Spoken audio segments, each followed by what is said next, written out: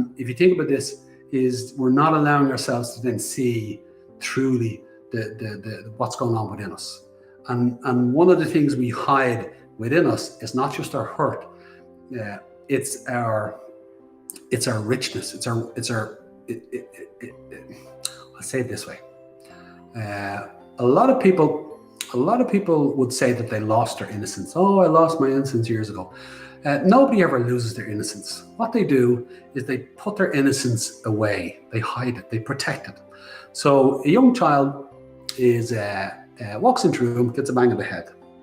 And get a bang on the head, they'll cry and forget about it, And then if it happens enough times, at one point, before the child walks into the room, they'll anticipate the bang on the head.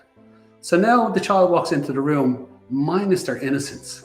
Now they're walking in with the expectation of the bang on the head. So in that is they've taken their innocence out of the room. So what happens to our innocence is that we withdraw our innocence as we go through life, because our innocence, while wonderful, it causes a lot of hurt, because while it gives us the newness of an experience, is constantly in the newness of an experience, is sometimes you need to learn the lay of the land. So taking our innocence out of the room is we take it, we feel like we're losing it. And the more we withdraw our innocence into ourselves, at one point, we can take our innocence so far removed from ourselves that we put it in a place within ourselves that we forget where we've put it ourselves. We've protected it so much, we feel like we've disconnected from it. And then people will say, I've lost my innocence, or there's no more innocence. It's not true. Everybody has their innocence that they're born with. It still resides within. And one of the ways we protect that is with denial. I don't know what you're talking about. And we can deny, and one of the things in our denial is it's a form of protecting ourselves. So sometimes our denial is protecting our hurt, but other times our denial is protecting our richness, the real richness within us. So now what would happen if you centered yourself and come into that beautiful space within yourself, and then you allowed your innocence to be consciously present? Because when we're kids, that doesn't come with the awareness, the self-awareness that we have when we're adults. So what would happen if you allowed your innocence to come out and be free again, but now you're in the innocence with awareness? Everybody get that? And that innocence with awareness, now you're in new eyes, because that's what innocence is. It gives you new eyes. It lets you look at things with new eyes. When you look at things with new eyes, you're seeing newness. When you're seeing newness, you're seeing things you haven't seen before. So you start to see connections that you hadn't seen before. Every time you see one of those connections, it's an insight. Now you're allowing yourself to experience insight. Then there's the insight into the moment. You can look into yourself in the past, and then you can have insight into the past.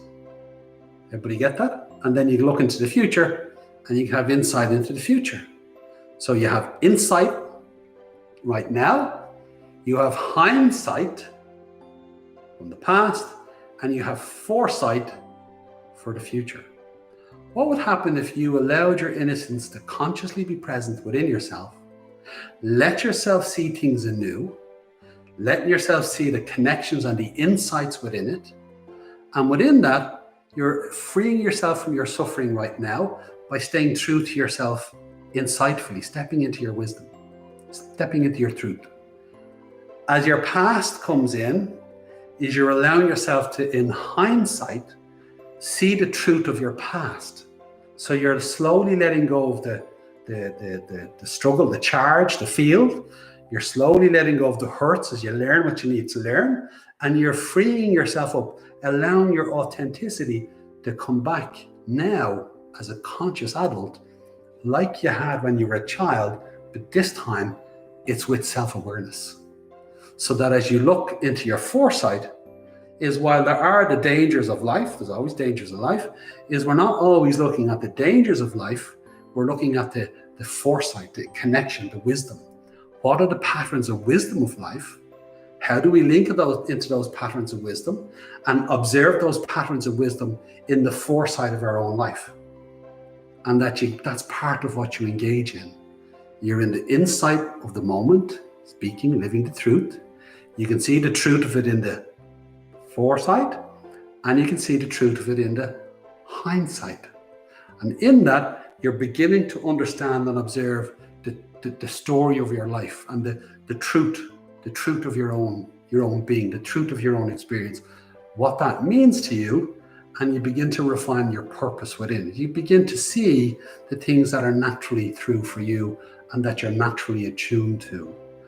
And you're coming into the being of that. There's the awakening of it, and then you're coming more and more into the conscious being of it.